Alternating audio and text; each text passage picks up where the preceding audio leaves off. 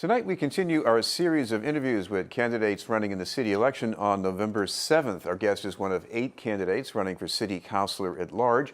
We'd like to welcome William King. Thank you very much for being with us, William. Thanks for having me. We're going to talk about your background here, and a lot of it involves the Boston Public Schools. Yes, so the reason why I got into this election was many reasons, but an important issue for me was education.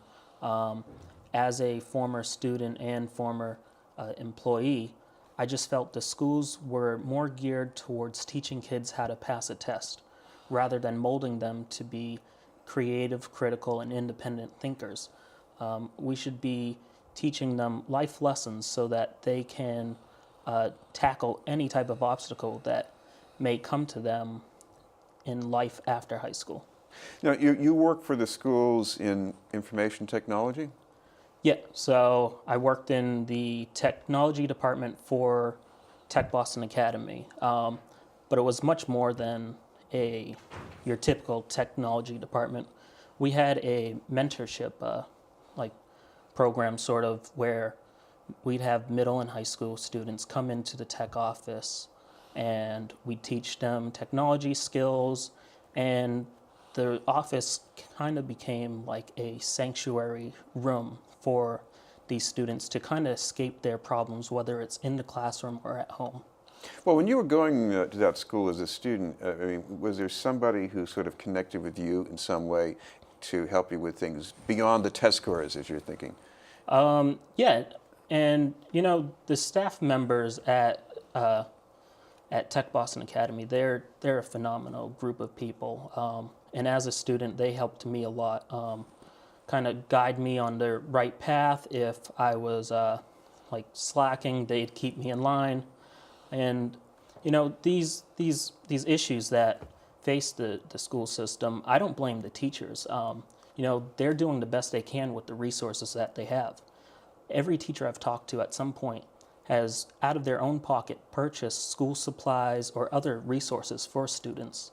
And when they asked for a 3% raise, we kind of dragged our feet for 2 years. To me, that's unacceptable. We need to be giving them the resources that they need to provide a quality education to our students. Well, you've also probably heard some of the arguments from the fiscal watchdog sector saying, if there were maybe some givebacks on job protections for teachers, especially ones who don't get reassigned, then maybe there would be more money for supplies in the school system.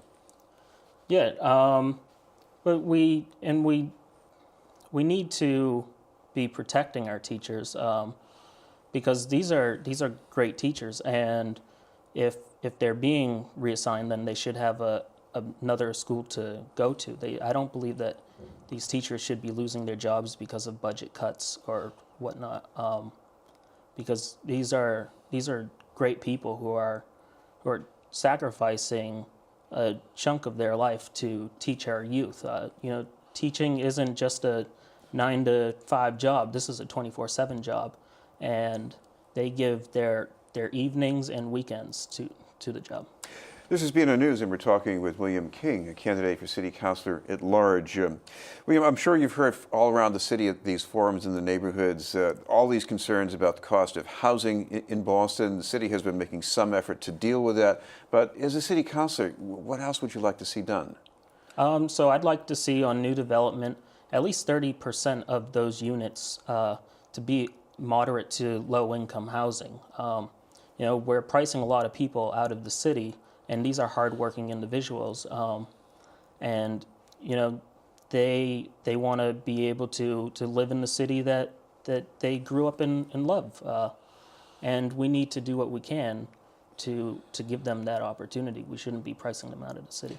Of course, as far as crime in the city, the overall figure is down. Shootings are up, even homicides are up somewhat. What else needs to be done, you think?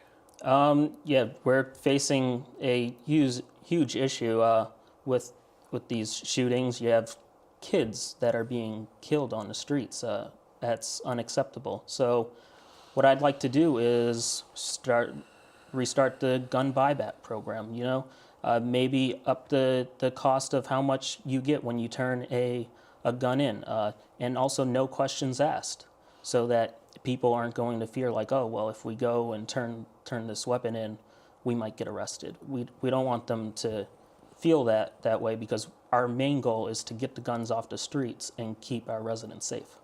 I also want to ask you about another public safety problem that you live fairly close to on American Legion Highway. And I guess this is one of the worst places in the city where it comes to crashes and fatalities. What do you think needs to be done about that? We need to slow down traffic on American Legion Highway. I've seen the crashes, and you see people drag racing at night. So what I'd like to do is get raised crosswalks. I think that'd slow cars down. The implementation of new traffic lights. You know, we have a school there, and kids are crossing the street, and God forbid they get hit by a car. We need to slow people down.